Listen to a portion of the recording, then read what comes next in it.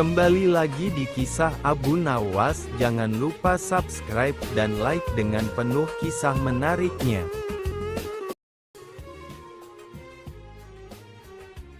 Abu Nawas melunasi hutang raja.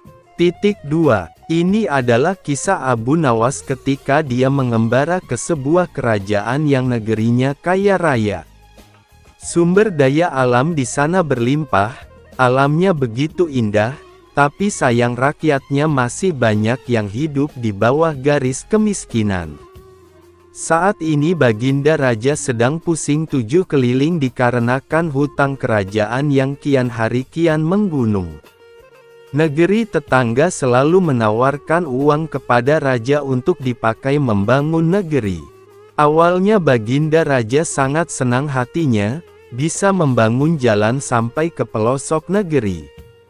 Namun tanpa disadarinya, pinjaman sudah tak terkendali sementara pembangunan jalan baru separuh saja. Mendengar Abu Nawas datang berkunjung, Baginda Raja segera memanggilnya untuk meminta nasihat. Baginda Raja, wahai Abu Nawas, sangat senang hatiku engkau mau datang ke kerajaanku ini. Abu Nawas, terima kasih Baginda, hamba juga senang Baginda. Betapa tidak, hamba yang hanya seorang pengembara bisa hadir diajak untuk makan siang di istanamu yang megah ini. Baginda Raja, makanlah sepuasmu Abu Nawas, jangan malu-malu. Abu Nawas, kalau boleh tahu ada apa gerangan Baginda Raja memanggil saya ke istana? Baginda Raja, habiskanlah dulu makananmu, baru nanti saya bercerita. Abu Nawas segera menyelesaikan makannya agar Baginda Raja menceritakan maksud undangan itu. Baginda Raja, tidak enakkah makananku ini Abu Nawas? Begitu tergesa-gesanya kau makan. Abu Nawas, tidak Baginda, makanan ini sangat enak. Aku sebagai seorang pengembara tidak boleh makan banyak-banyak sebab perjalananku masih jauh. Baginda Raja, baiklah kalau begitu, mari kita jalan-jalan ke halaman belakang sambil kuceritakan maksud dirimu kupanggil ke istana. Abu Nawas dengan hati yang berdebar-debar mengikuti Baginda Raja dari sebelah kanan beliau. Baginda Raja, begini Abu Nawas, aku saat ini sangat pusing 7 keliling. Aku berusaha keras sekuat tenaga agar hidup rakyatku sejahtera. Namun yang terjadi malah sebaliknya, negeriku terlilit hutang. Apa yang harus aku lakukan Abu Nawas? Abu Nawas, kenapa bisa terlilit hutang Baginda Raja? Bukankah negeri ini sangat kaya raya? Baginda Raja, itulah Abu Nawas. Memang negeri ini sangat kaya namun rakyatku tak mampu mengelolanya. Maka sumber daya alam seperti tambang emas dan minyak bumi dibantu oleh negeri tetangga untuk mengelolanya. Semuanya berjalan dengan baik, tidak ada yang salah. Abu Nawas, lalu kenapa bisa berhutang jika tidak ada yang salah? Baginda Raja, banyak negeri tetangga menawarkan pinjaman. Mereka bilang, jika seluruh rakyat ingin menikmati kekayaan negeri ini, maka aku harus membangun jalan raya sampai ke pelosok negeri. Jadilah aku bangun jalan sampai ke negeri terluar sekalipun. Tapi apa yang terjadi? Negeriku ini sangat luas, sehingga butuh biaya yang sangat besar untuk membangun jalan. Kini sebelum pembangunan itu tuntas, hutangku telah menggunung. Memang negeri tetangga tidak mempermasalahkan hutang tersebut, cuma aku sangat resah, jika aku lanjutkan pembangunan ini bisa jadi negeri ini tidak mampu lagi membayar hutang. Alhasil bisa tergadai semuanya. Abu Nawas terdiam beberapa saat memikirkan cara yang jitu. Tak lama Abu Nawas membisikkan sesuatu ke telinga Baginda Raja. 2 hari sejak Abu Nawas ke istana, maka diundanglah raja-raja negeri tetangga yang telah meminjamkan uang ke kerajaan Baginda Raja ini. Ada 4 orang raja yang diundang, yakni Raja Negeri Utara, Barat, Timur dan Selatan. Mereka diundang untuk mengikuti sayembara. Baginda Raja, begini teman-teman dari negeri Utara, Barat, Timur dan Selatan. Maksud dan tujuan saya mengundang rekan sekalian adalah untuk mengadakan sayembara. Sayembara apa? Serentak keempat raja negeri tetangga itu bertanya. Baginda Raja, sayembara untuk mendapatkan kekayaan alam negeriku ini. Jika teman-teman sekalian bisa menjawab pertanyaan dari Abu Nawas yang kebetulan berkunjung ke negeriku ini, maka teman-teman berhak mendapatkan salah satu sumber daya alam yang dikehendaki. Tetapi jika tidak bisa menjawab, maka hutangku kepada negerimu lunas. Bagaimana? Setujukah teman-teman? Sesaat para hadirin terdiam. Mereka berpikir keras untung dan ruginya sayembara ini. Raja Negeri Utara, aku sih tidak keberatan.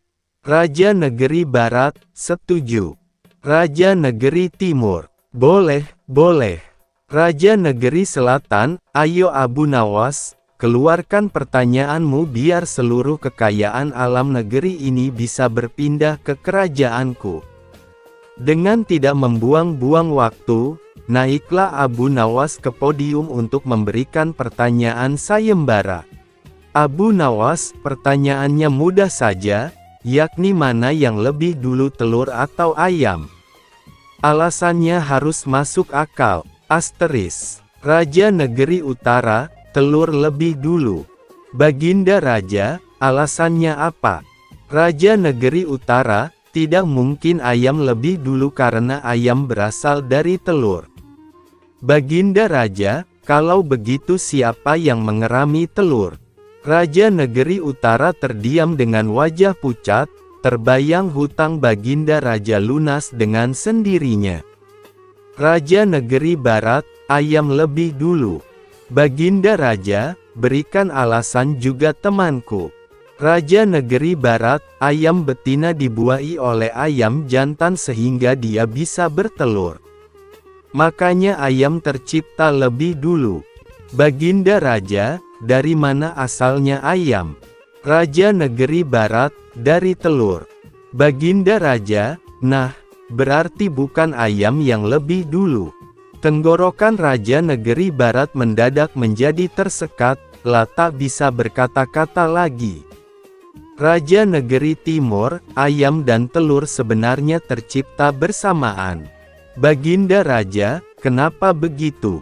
Raja Negeri Timur, tidak mungkin ada ayam kalau tidak ada telur yang menetas. Tidak mungkin juga ada telur kalau tidak ada ayam. Baginda Raja, bukankah ayam betina bertelur harus dibuahi oleh ayam jantan? Mendadak Raja Negeri Timur menangis terseduh-seduh. Raja Negeri Selatan, ayam jantan lebih dulu. Karena tanpa dibuahi oleh ayam jantan, tidak mungkin ayam betina bisa bertelur.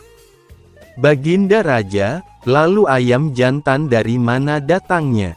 Sama dengan teman-temannya yang lain, Raja Negeri Selatan tidak bisa menjawab pertanyaan Baginda Raja.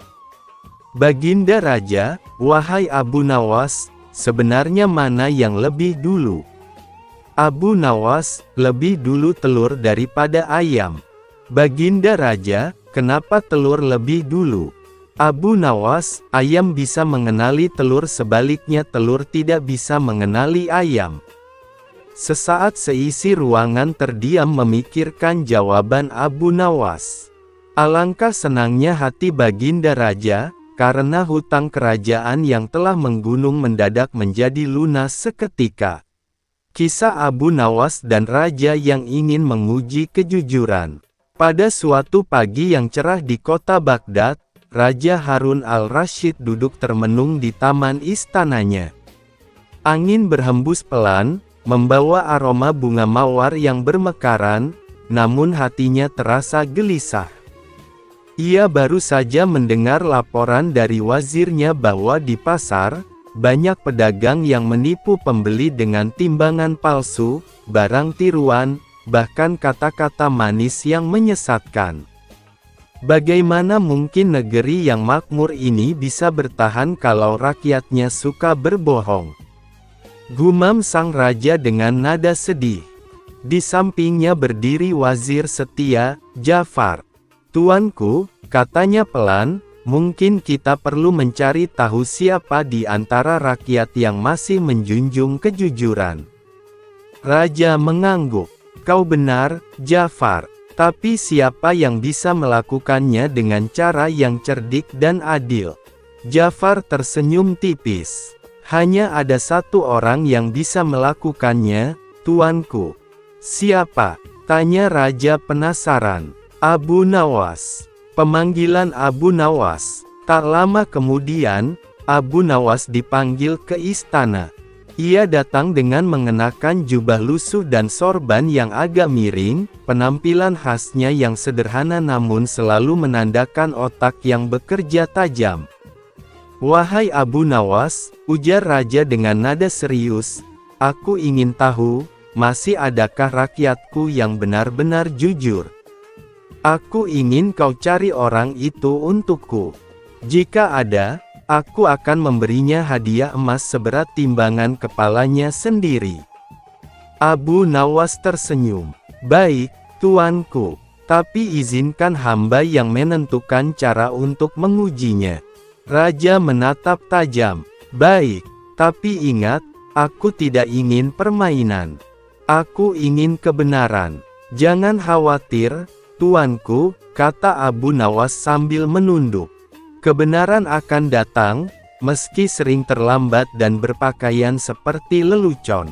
Pengumuman di pasar Baghdad. Keesokan harinya, Abu Nawas berdiri di tengah pasar Baghdad. Ia memukul gong kecil sambil berteriak, "Wahai penduduk Baghdad, dengar baik-baik. Raja Harun al-Rasyid mencari orang yang paling jujur di seluruh negeri. Barang siapa datang ke istana besok pagi dengan hati dan kata yang jujur, akan mendapat hadiah besar dari Baginda. Tapi, siapapun yang ternyata berbohong akan dicambuk di depan raja." Kerumunan pasar pun riuh. Para pedagang saling berpandangan. "Kalau aku datang, nanti dikira bohong," kata seorang penjual buah. "Tapi kalau aku tak datang, berarti aku tidak jujur," sahut pedagang lain. Beberapa orang mencoba meyakinkan diri, namun ketakutan akan cambuk membuat mereka batal datang. Sementara itu, Abu Nawas hanya tersenyum kecil dari jauh. Ia tahu, ujian kejujuran sering kali gagal bukan karena orang tak tahu benar salah, tapi karena takut pada akibatnya. Hari ujian kejujuran. Keesokan harinya, halaman istana tampak sepi. Hanya suara burung yang berkicau di taman. Para penjaga sudah siap berjaga di depan gerbang istana, tapi tak ada satupun rakyat yang datang. Hanya satu sosok yang melangkah perlahan menuju pintu istana, Abu Nawas sendiri. Raja yang melihatnya dari balkon segera memerintahkan agar ia dibawa masuk. "Wahai Abu Nawas," ujar sang raja sambil tertawa kecil, "di mana orang-orang jujur itu? Apakah hanya engkau yang tersisa di Baghdad?" Abu Nawas menunduk hormat, lalu berkata dengan tenang, "Tuanku, mereka semua takut. Mereka khawatir jika mereka datang, mereka justru akan dianggap berbohong dan dihukum. Maka mereka memilih diam. Tapi hamba datang karena ingin tahu, apakah tuanku benar-benar akan memberi hadiah seperti yang dijanjikan, ataukah hanya ingin mencari kambing hitam untuk dicambuk?" Raja terkejut, lalu tertawa keras. "Jadi, kau malah balik mengujiku, Abu Nawas?" Abu Nawas tersenyum cerdas. "Benar, tuanku. Karena kejujuran tidak hanya diuji oleh rakyat terhadap raja, tapi juga oleh raja terhadap janjinya. Suasana istana menjadi hening. Wazir Jafar menatap Abu Nawas kagum, sementara para pengawal berbisik-bisik memuji keberaniannya. Sejak peristiwa penghancuran barang-barang di istana oleh Abu Nawas yang dilegalisir oleh Baginda, sejak saat itu pula Baginda ingin menangkap Abu Nawas untuk dijebloskan ke penjara. Sudah menjadi aturan bagi siapa saja yang tidak sanggup melaksanakan titah Baginda, maka tak disangsikan lagi ia akan mendapat hukuman. Baginda tahu, Abu Nawas Arnad takut kepada beruang. Suatu hari Baginda memerintahkan prajuritnya menjemput Abu Nawas agar bergabung dengan rombongan Baginda Raja Harun al-Rasyid berburu beruang. Abu Nawas merasa takut dan gemetar, tetapi ia tidak berani menolak perintah Baginda. Dalam perjalanan menuju ke hutan, tiba-tiba cuaca yang cerah berubah menjadi mendung. Baginda memanggil Abu Nawas. Dengan penuh rasa hormat Abu Nawas mendekati Baginda. "Tahukah mengapa engkau aku panggil?" tanya Baginda tanpa sedikit pun senyum di wajahnya. "Ampun tuanku, hamba belum tahu," jawab Abu Nawas. "Kau pasti tahu bahwa sebentar lagi akan turun hujan. Hutan masih jauh dari sini. Kau kuberi kuda yang lamban, sedangkan aku dan pengawal-pengawalku akan menunggang kuda yang cepat. Nanti pada waktu santap siang kita berkumpul di tempat peristirahatanku. Bila hujan turun kita harus menghindarinya dengan cara kita masing-masing agar pakaian kita tetap kering. Sekarang kita berpencar," Baginda menjelaskan. Kemudian Baginda dan rombongan mulai bergerak. Abu Nawas kini tahu Baginda akan menjebaknya, ia harus mencari akal. Dan ketika Abu Nawas sedang berpikir, tiba-tiba hujan turun. Begitu hujan turun, Baginda dan rombongan segera memacu kudanya untuk mencapai tempat perlindungan terdekat. Namun karena derasnya hujan, Baginda dan para pengawalnya pun basah kuyup. Ketika santap siang tiba, Baginda segera menuju tempat peristirahatan. Belum sempat baju Baginda dan para pengawalnya kering, Abu Nawas datang dengan menunggang kuda yang lamban. Baginda dan para pengawal terperangah karena baju Abu Nawas tidak basah. Padahal dengan kuda yang paling cepat pun tidak mungkin bisa mencapai tempat berlindung yang paling dekat. Pada hari kedua Abu Nawas diberi kuda yang cepat yang kemarin ditunggangi Baginda Raja. Kini Baginda dan para pengawal-pengawalnya mengendarai kuda-kuda yang lamban. Setelah Abu Nawas dan rombongan kerajaan berpencar, hujan pun turun seperti kemarin. Malah hujan hari ini lebih deras daripada kemarin. Baginda dan para pengawalnya langsung basah kuyup karena kuda yang ditungganginya tidak bisa berlari dengan kencang. Ketika saat bersantap siang tiba, Abu Nawas tiba di tempat peristirahatan lebih dahulu dari Baginda dan pengawalnya. Abu Nawas menunggu Baginda Raja. Selang beberapa saat Baginda dan para pengawalnya tiba dengan pakaian yang basah kuyup. Melihat Abu Nawas dengan pakaian yang tetap kering, Baginda jadi penasaran. Beliau tidak sanggup lagi menahan keingintahuan yang selama ini disembunyikan. "Terus terang, bagaimana caranya menghindari hujan wahai Abu Nawas?" tanya Baginda. "Mudah saja tuanku yang mulia," jawab Abu Nawas sambil tersenyum. "Aku dengan kuda yang cepat tidak sanggup mencapai tempat berteduh terdekat, apalagi dengan kuda yang lamban ini," kata Baginda. "Hamba sebenarnya tidak melarikan diri dari hujan. Tetapi begitu hujan turun, hamba secepat mungkin melepas pakaian hamba dan segera melipatnya, lalu mendudukinya. Ini hamba lakukan sampai hujan berhenti, kata Abu Nawas menjelaskan. Diam-diam Baginda Raja mengakui kecerdikan Abu Nawas. Mendemo Tuan Kadi. Pada suatu sore ketika Abu Nawas sedang mengajar murid-muridnya, ada dua orang tamu datang ke rumahnya. Yang seorang adalah wanita tua penjual kahwa, sedang yang satunya lagi adalah seorang pemuda berkebangsaan Mesir. Wanita tua itu berkata beberapa patah kata kemudian diteruskan dengan si pemuda Mesir. Setelah mendengar pengaduan mereka, Abu Nawas menyuruh murid-muridnya menutup kitab mereka. Sekarang pulanglah kalian, ajak teman-teman kalian datang kepadaku pada malam hari ini sambil membawa cangkul, penggali, kapak dan martil serta batu, perintah Abu Nawas. Murid-murid Abu Nawas merasa heran. Namun mereka begitu patuh kepada Abu Nawas. Mereka merasa yakin gurunya selalu membuat kejutan dan berada di pihak yang benar. Pada malam harinya mereka datang ke rumah Abu Nawas dengan membawa peralatan yang diminta oleh Abu Nawas. Hai kalian semua, pergilah malam hari ini untuk merusak rumah Tuan Kadi yang baru jadi, kata Abu Nawas.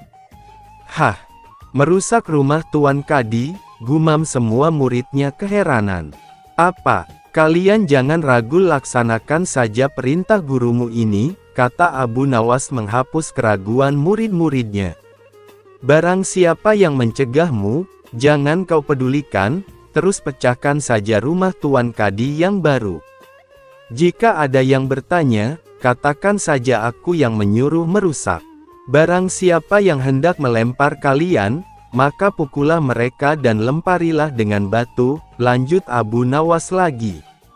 Abis berkata demikian, murid-murid Abu Nawas bergerak ke arah rumah Tuan Kadi. Layaknya para demonstran, mereka berteriak-teriak menghancurkan rumah Tuan Kadi. Orang-orang kampung merasa heran melihat kelakuan mereka. Lebih-lebih ketika tanpa basa-basi lagi mereka langsung merusak rumah Tuan Kadi. Orang-orang kampung itu berusaha mencegah perbuatan mereka, namun karena jumlah murid-murid Abu Nawas terlalu banyak, maka orang-orang kampung tak berani mencegah. Melihat banyak orang merusak rumahnya, Tuan Kadi segera keluar dan bertanya kepada mereka. Siapa yang menyuruh kalian merusak rumahku? Tanya Tuan Kadi dengan marah. Guru kami, Tuan Abu Nawas yang menyuruh kami, jawab mereka serempak. Abis menjawab begitu mereka bukannya berhenti, malah terus menghancurkan rumah Tuan Kadi hingga rumah itu roboh dan rata dengan tanah. Tuan Kadi hanya bisa marah-marah karena tidak ada orang yang berani membelanya. Dasar Abu Nawas penghasut, orang gila. Besok pagi aku akan melaporkannya kepada Baginda Raja, umpat Tuan Kadi dengan ketus. Esok harinya Tuan Kadi mengadukan kejadian semalam kepada Baginda sehingga Abu Nawas dipanggil menghadap ke istana. Setelah Abu Nawas menghadap Baginda, ia ditanya perihal kejadian semalam. Hai Abu Nawas, apa sebabnya kau merusak rumah Kadi itu? Tanya Baginda Raja. Wahai tuanku, sebabnya ialah pada suatu malam hamba bermimpi bahwasanya Tuan Kadi menyuruh hamba merusak rumahnya, sebab rumah itu tidak cocok baginya, ia menginginkan rumah yang lebih bagus lagi. Ya karena mimpi itulah maka hamba merusak rumah Tuan Kadi, jawab Abu Nawas. Hai Abu Nawas, bolehkah hanya karena mimpi sebuah perintah dilakukan? Hukum dari negeri mana yang kau pakai itu? Tanya Baginda Raja dengan geram. Hamba juga memakai hukum Tuan Kadi yang baru ini, tuanku, kata Abu Nawas dengan tenang. Mendengar perkataan Abu Nawas, seketika wajah Tuan Kadi menjadi pucat, lah terdiam 1000 bahasa. Hai Kadi, benarkah kau mempunyai hukum seperti itu? Tanya Baginda Raja kepada Tuan Kadi. Tapi Tuan Kadi tiada menjawab, wajahnya nampak pucat, tubuhnya gemetaran karena takut. Abu Nawas, jangan membuatku pusing. Jelaskan kenapa ada peristiwa seperti ini, perintah Baginda Raja. Baiklah Baginda. Beberapa hari yang lalu ada seorang pemuda Mesir datang ke negeri Baghdad ini untuk berdagang sambil membawa harta yang banyak sekali. Pada suatu malam ia bermimpi kawin dengan anak Tuan Kadi dengan mahar, mas kawin, sekian banyak. Ini hanya mimpi Baginda, tetapi Tuan Kadi yang mendengar kabar itu langsung mendatangi si pemuda Mesir dan meminta mahar anaknya.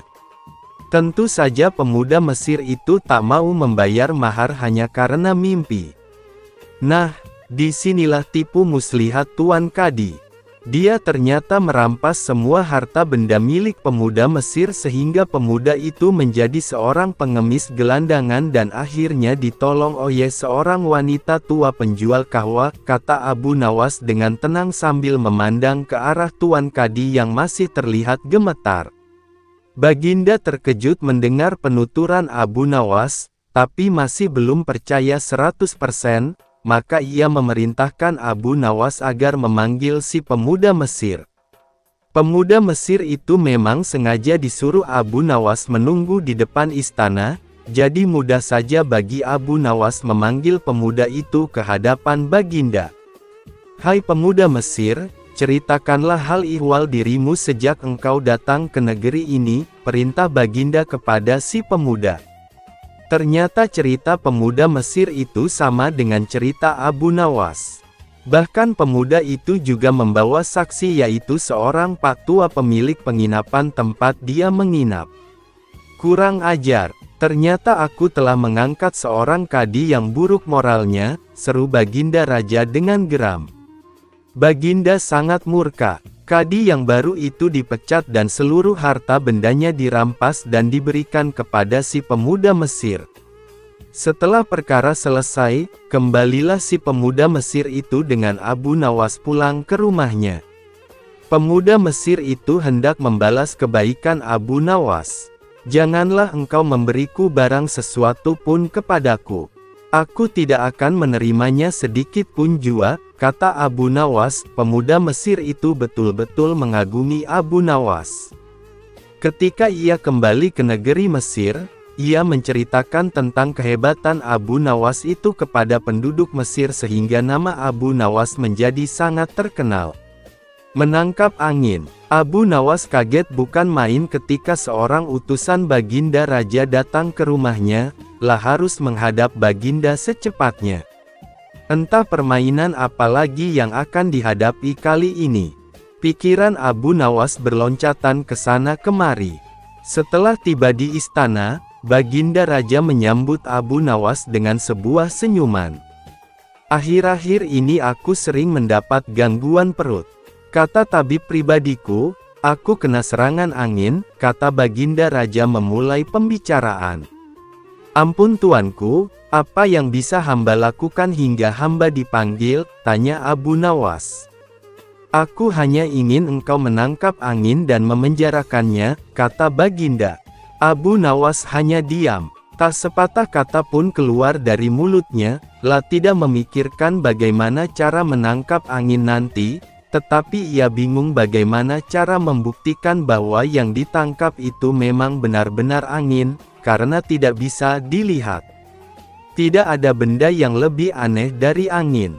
Tidak seperti halnya air walaupun tidak berwarna tetapi masih bisa dilihat. Sedangkan angin tidak. Baginda hanya memberi Abu Nawas waktu tidak lebih dari 3 hari. Abu Nawas pulang membawa pekerjaan rumah dari Baginda Raja. Namun Abu Nawas tidak begitu sedih, karena berpikir sudah merupakan bagian dari hidupnya, bahkan merupakan suatu kebutuhan, lah yakin bahwa dengan berpikir akan terbentang jalan keluar dari kesulitan yang sedang dihadapi. Dan dengan berpikir pula ia yakin bisa menyumbangkan sesuatu kepada orang lain yang membutuhkan terutama orang-orang miskin. Karena tidak jarang Abu Nawas menggondol sepundi penuh uang emas hadiah dari Baginda Raja atas kecerdikannya. Tetapi sudah 2 hari ini Abu Nawas belum juga mendapat akal untuk menangkap angin apalagi memenjarakannya. Sedangkan besok adalah hari terakhir yang telah ditetapkan Baginda Raja. Abu Nawas hampir putus asa. Abu Nawas benar-benar tidak bisa tidur walau hanya sekejap.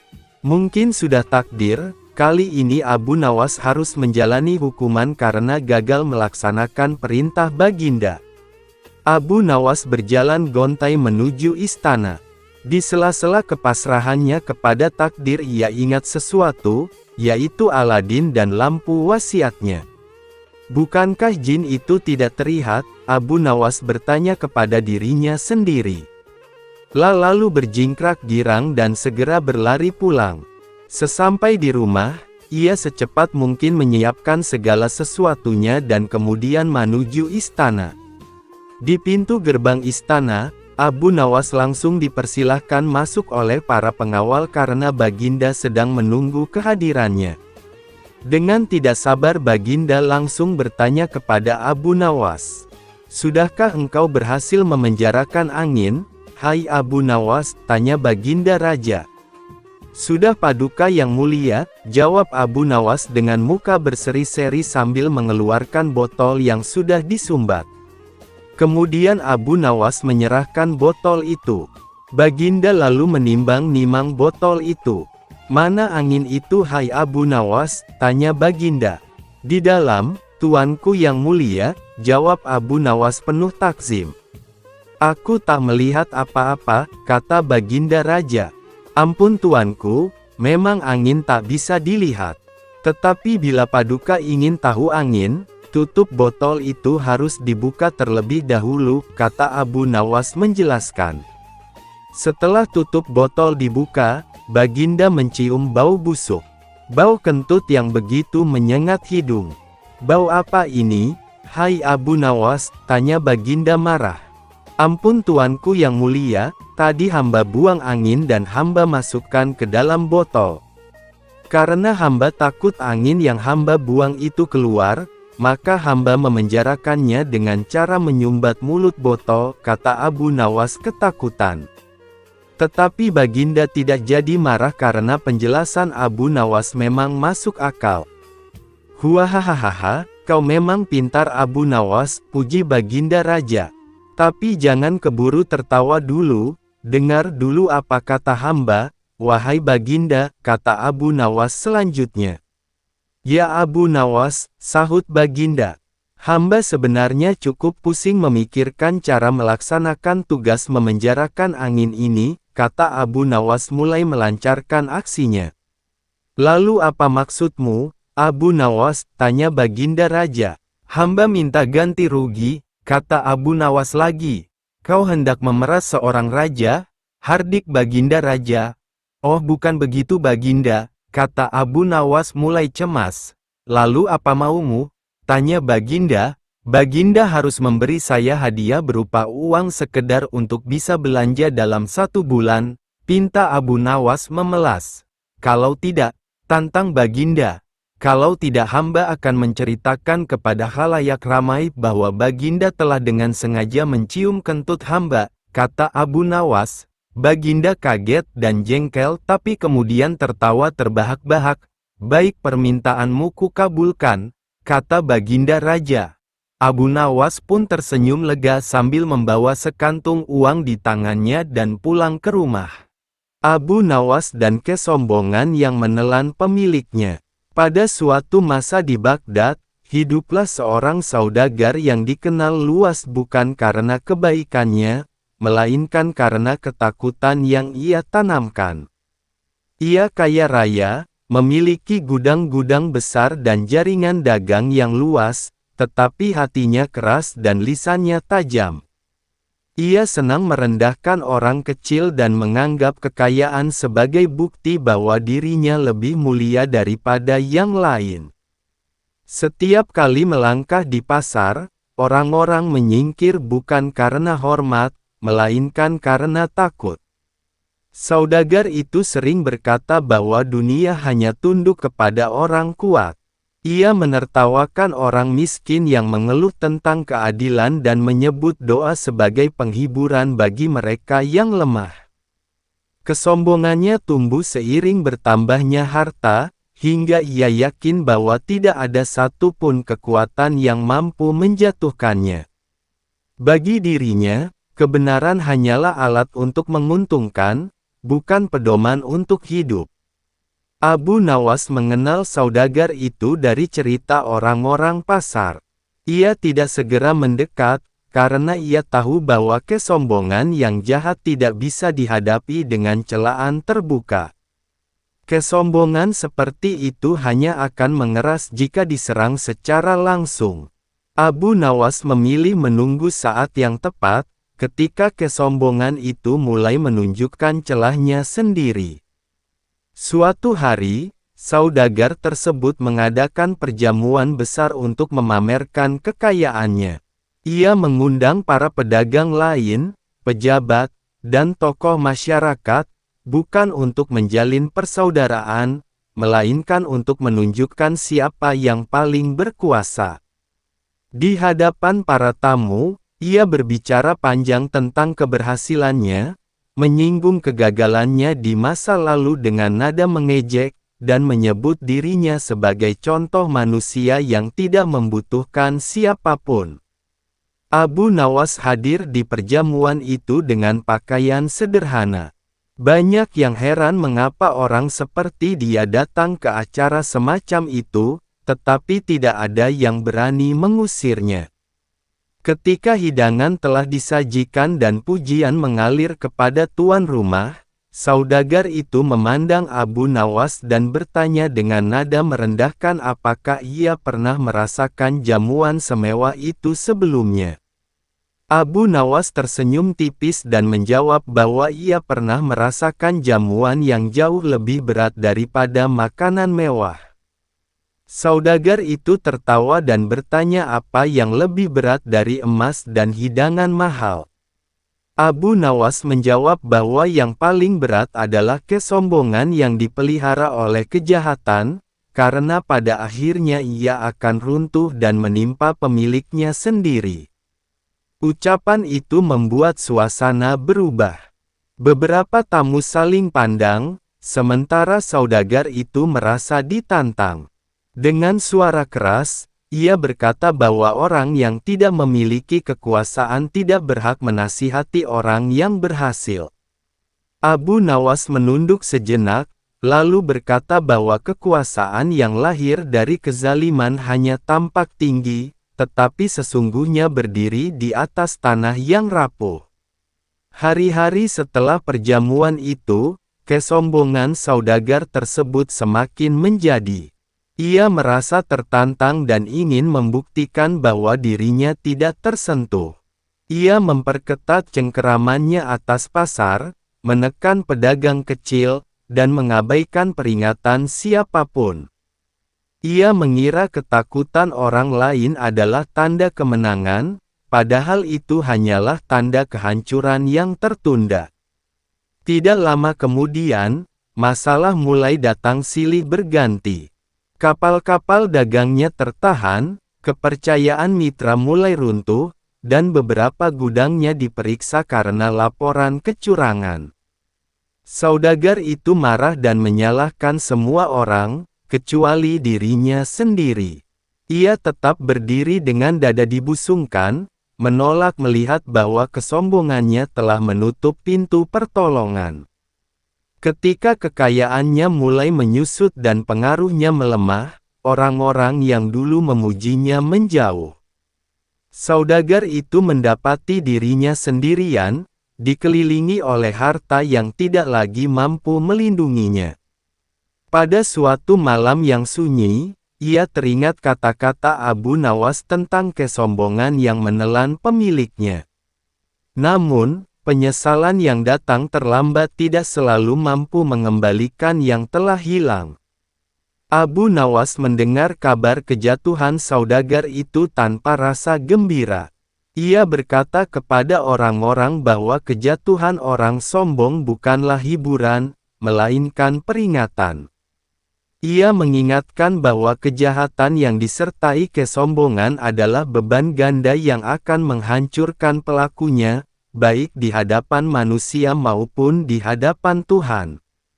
Akhir kisah saudagar itu menjadi pelajaran bagi banyak orang di Baghdad. Mereka memahami bahwa kesombongan orang jahat tidak pernah benar-benar kuat, karena ia berdiri di atas ketakutan dan penderitaan orang lain. Ketika ketakutan itu hilang, runtuhlah segala yang dibangun di atasnya.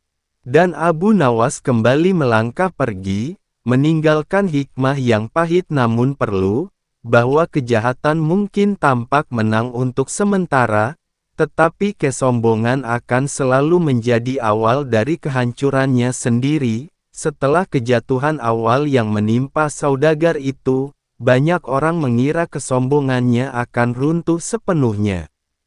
Namun, kejahatan yang telah lama dipelihara jarang menyerah begitu saja.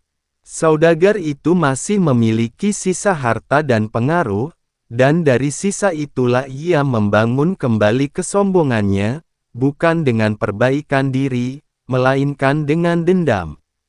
Ia mulai menyalahkan orang-orang yang menurutnya telah meremehkan dan menjatuhkannya, termasuk Abu Nawas yang ucapannya kini ia anggap sebagai kutukan. Dengan hati yang gelap, saudagar itu berusaha membersihkan namanya di hadapan umum, bukan dengan kejujuran, tetapi dengan tipu daya.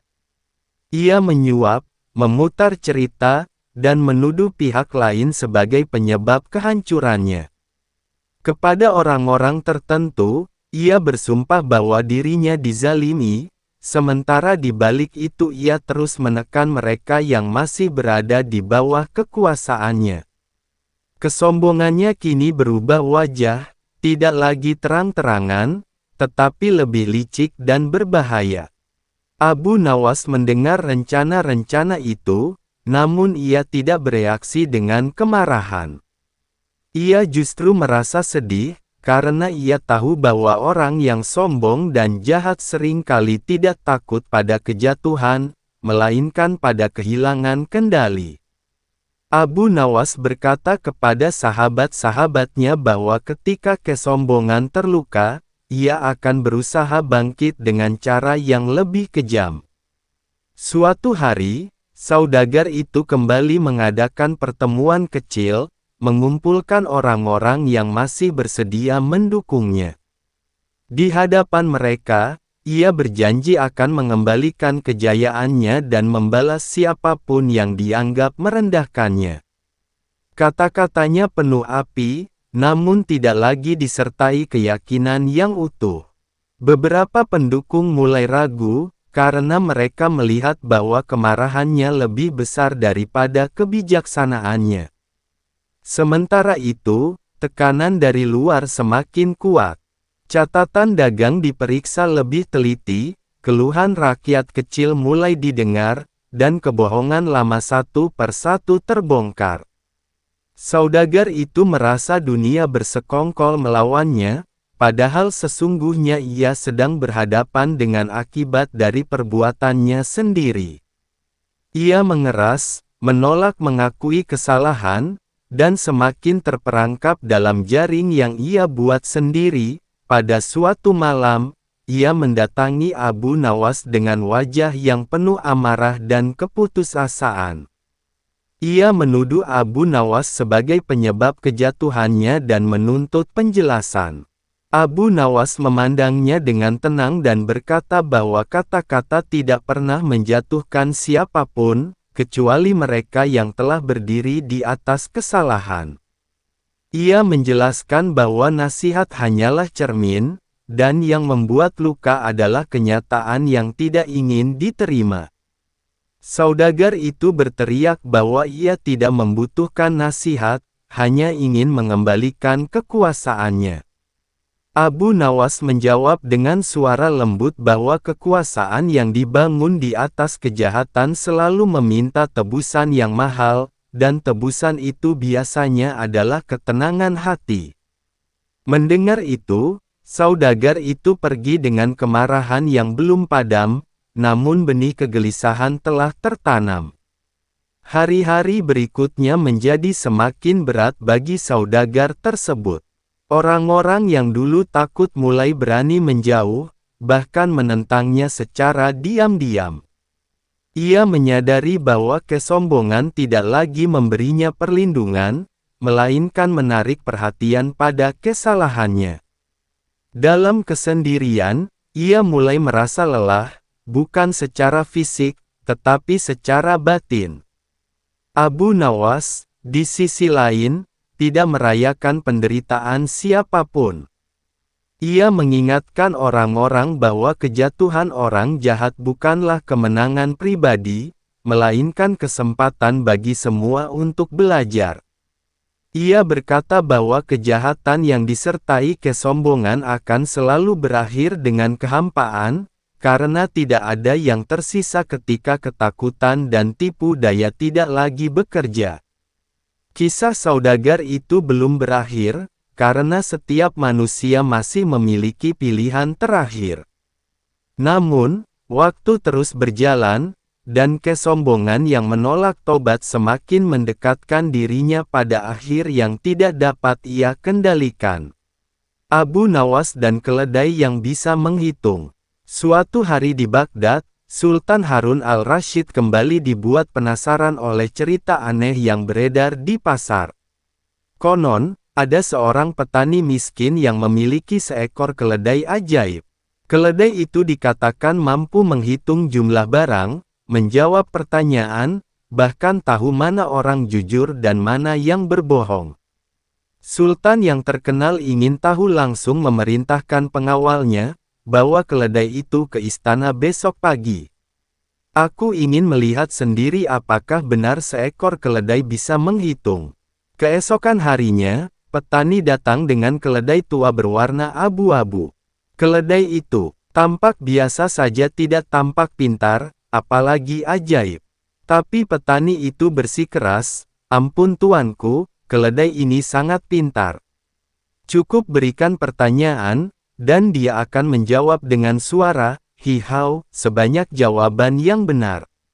Sultan tertarik dan memutuskan untuk menguji menunjuk wazirnya, Jafar, lalu berkata, "Tanyakan sesuatu." Wazir berkata, "Wahai keledai, berapa 2 tambah 2? Semua orang menunggu. Beberapa detik kemudian, keledai itu meringkik 4 kali, hihau, hihau, hihau, hihau. Sultan terkejut. Subhanallah, dia benar-benar bisa menghitung. Semua orang bertepuk tangan, tapi Sultan masih ragu. Apakah ini sihir, atau akal-akalan manusia? Lalu ia berkata, "Panggil Abu Nawas. Hanya dia yang bisa mengungkap kebenaran di balik hal-hal aneh seperti ini." Abu Nawas datang dengan langkah santai, seperti biasa, dan memberi salam. Sultan langsung menjelaskan soal keledai ajaib itu. "Abu Nawas," katanya, "keledai ini bisa menghitung. Aku ingin kau cari tahu apakah ini benar-benar keajaiban atau tipu muslihat." Abu tersenyum tipis dan berkata, "Tuanku, izinkan hamba membawa keledai ini 1 malam saja. Besok pagi, hamba akan beritahu jawabannya." Sultan mengizinkan, dan Abu pun membawa keledai itu pulang. Sesampainya di rumah, Abu Nawas mengelus kepala keledai itu dan berkata pelan, "Wahai makhluk sabar, besok kita akan jadi bintang istana." Lalu ia melakukan hal yang tak terduga, mengambil seikat jerami, lalu menaruh minyak wangi di ujung batang jerami terakhir, sedangkan jerami lainnya dibiarkan tanpa bau, menyembunyikan jerami itu dalam sebuah karung. Keesokan paginya, Abu membawa keledai kembali ke istana. Sultan menyambutnya sambil berkata, "Nah, Abu Nawas, katakan padaku, apakah keledai ini benar-benar pintar?" Abu tersenyum dan menjawab, "Tuanku, mari kita buktikan bersama. Tapi kali ini, biarkan wazir yang memegang karung berisi jerami, sementara keledai mencari mana jerami terakhir." Wazir menurut, dan Abu melepas keledai itu. Keledai berjalan perlahan, lalu mencium jerami satu persatu hingga akhirnya berhenti di jerami paling ujung yang diberi minyak wangi dan memakannya. Sultan terlihat kagum. Lihat, keledai ini tahu mana jerami terakhir. Benar-benar luar biasa. Tapi Abu segera berkata, ampun tuanku, itu bukan karena La pintar, melainkan karena bau. Tadi malam hamba menaruh minyak wangi di jerami terakhir. Si keledai hanya mengikuti hidungnya, bukan otaknya.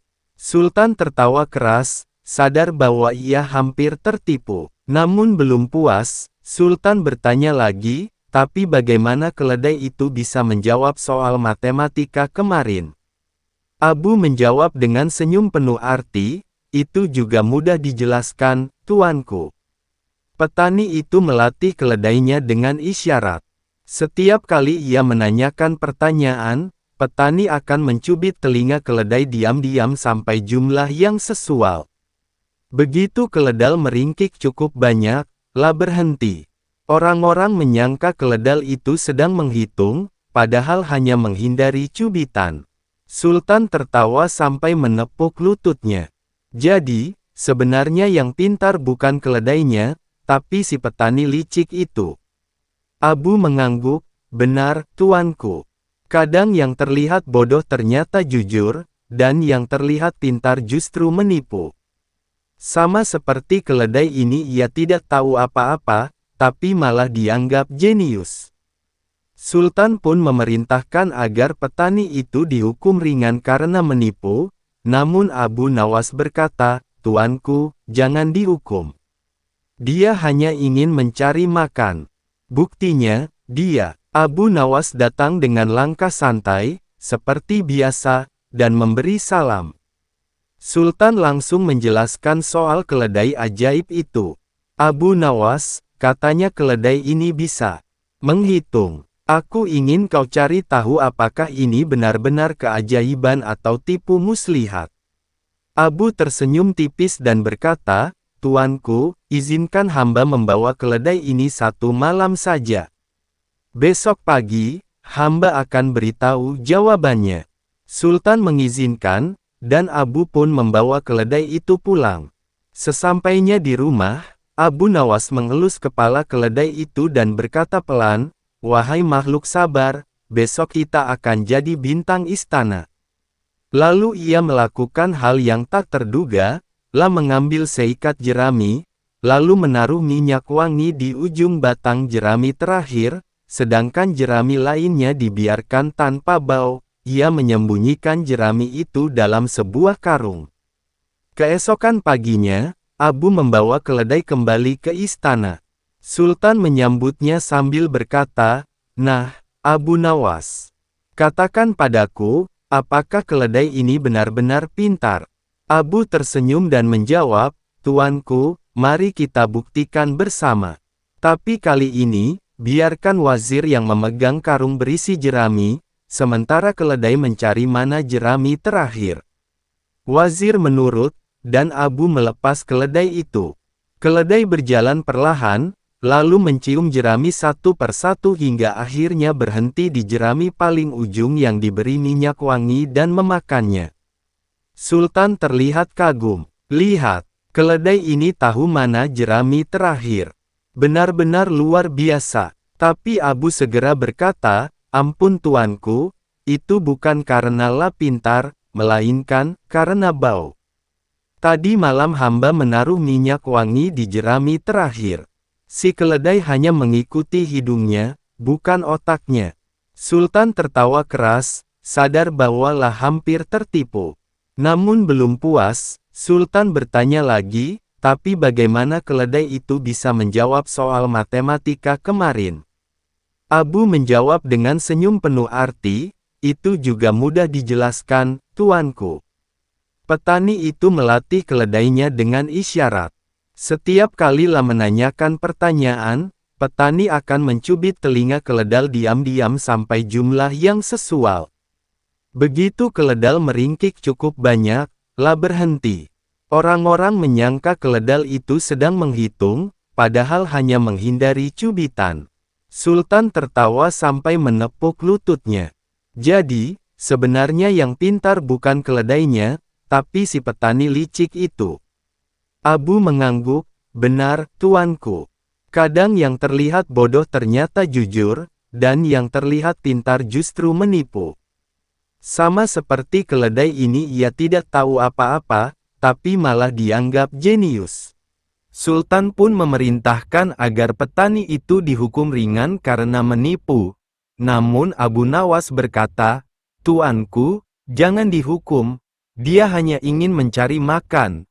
Buktinya, dia berhasil membuat raja tertawa hari ini. Bukankah itu sudah cukup berharga?" Sultan mengangguk. Kagum pada kebijaksanaan Abu Nawas. Sebelum pergi, Sultan bertanya iseng, "Abu Nawas, apakah kau punya hewan pintar di rumahmu juga?" Abu menjawab santal, "Tentu, tuanku, seekor ayam."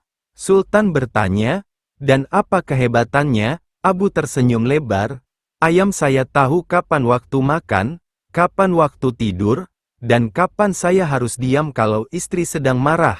Kalau itu bukan kepintaran, entah apa lagi namanya." Sultan tertawa terbahak-bahak sampai kursinya bergoyang. Sejak hari itu, rakyat Baghdad kembali menceritakan kelicikan dan kepintaran Abu Nawas dari pasar ke pasar.